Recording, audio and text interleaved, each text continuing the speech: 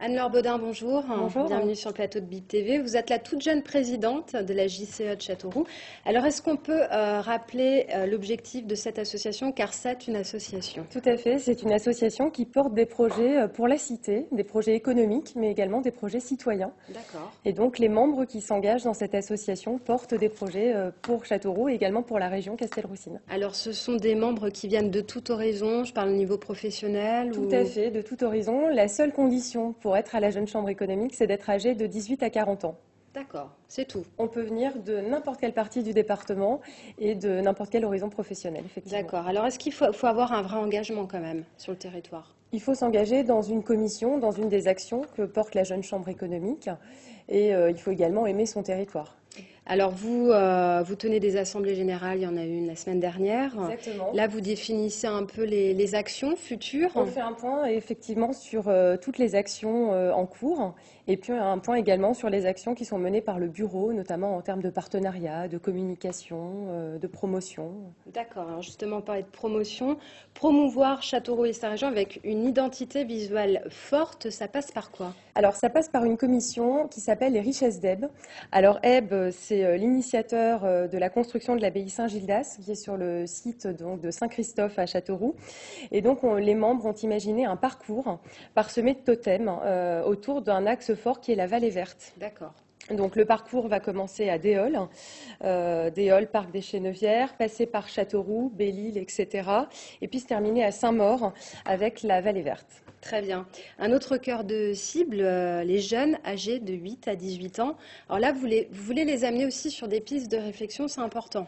Tout à fait. Alors là, l'idée, elle vient de deux mamans qui sont donc membres de la Jeune Chambre économique de Châteauroux et de Titouan, qui est le fils de Valérie, qui demandait souvent à sa maman ce qu'on faisait à la Jeune Chambre économique. Et il lui a dit, moi aussi, j'ai plein d'idées. Donc on a décidé de monter une commission qui s'appelle la Très Jeune Chambre économique. Elle réunit des jeunes de 8 à 18 ans et réfléchissent à des projets tels que la sauvegarde des abeilles, comment imaginer son avenir professionnel, peut-être en faisant venir les parents dans les écoles pour parler de leur métier. Donc plein d'idées qui bouillonnent de cette très jeune commission. D'accord. Les jeunes ont parfois du mal à maîtriser leur budget financier, leur argent. Justement, vous allez aussi développer cette thématique. Oui, là encore, on est parti d'un constat. Au collège, on apprend beaucoup de choses, des maths, du français, du latin parfois. Mais parfois, on a aussi du mal à gérer un budget, à imaginer la suite de son parcours professionnel. Et donc, on a imaginé une commission qui s'appelle le brevet de sécurité financière. C'est un peu comme le brevet de sécurité routière qui est déjà mis en place dans les collèges. L'idée, c'est vraiment de donner à ces jeunes un socle de base, un socle pédagogique, une sorte de mallette avec comment on rédige un chèque, ce qu'est un découvert, ce qu'est un emprunt, etc. Toutes ces notions-là, c'est vrai que Toutes c'est ces important. notions-là. Et l'idée, on aimerait après, effectivement, que les professeurs se l'approprient et que ça devienne une matière à part entière. D'accord. Et puis il y a également développer l'attractivité du métier, par exemple de jeunes agriculteurs. Alors là, l'objectif, c'est de faire intervenir des élus sur les problématiques de terrain. Oui, c'est une commission qui s'appelle Parlem Entreprise, qui est une action de la Jeune Chambre économique française, puisqu'on est affilié au réseau national. Donc l'idée, effectivement, c'est de mettre en relation le monde de l'entreprise et les élus. Donc là, on a remis cette action au goût du jour à Châteauroux. On l'avait menée il y a 3 ans déjà. L'idée, c'est que les élus donc, se mettent en relation avec le monde de l'entreprise et on travaille sur une thématique, les problématiques d'installation des jeunes agriculteurs dans l'Indre. D'accord, là je crois qu'Isabelle Bruno participe. Isabelle Bruno, on l'a rencontrée pas plus tard que lundi dernier pour lui faire part déjà de nos premières avancées. On a rencontré déjà quelques agriculteurs qui nous font part de leurs difficultés à s'être installés, mais également de leur amour et du métier et du département. D'accord.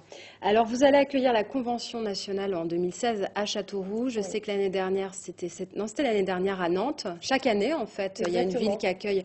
Alors, c'est l'occasion de tous vous rencontrer, toutes les jeunes chambres économiques. Tout à fait. Il y a à peu près 150 jeunes chambres économiques en France. Donc, il y a 2 événements nationaux qui sont portés chaque année, une convention mi-année et puis un congrès national qui se déroule plutôt vers octobre-novembre. Et Châteauroux s'est positionné pour accueillir la convention mi-année en juin 2016. Ça va pas être rien. bien ça au niveau de Ça l'organisation. va être une grande organisation. On a d'ailleurs voté lors de notre assemblée générale le directeur du comité d'organisation qui sera Alexis Rousseau-Jouenet et qui va nous préparer, on en est certain, un congrès aux petits oignons. D'accord, donc là, il y aura combien de personnes? À peu près 700 congressistes. Ah oui, d'accord, quand même. Il y a aussi des congrès internationaux parce que voilà, il y en a partout des jeunes Tout chambres à fait, économiques, le hein. mouvement est mondial avant tout, donc il y a à peu près 200 000 membres dans le monde.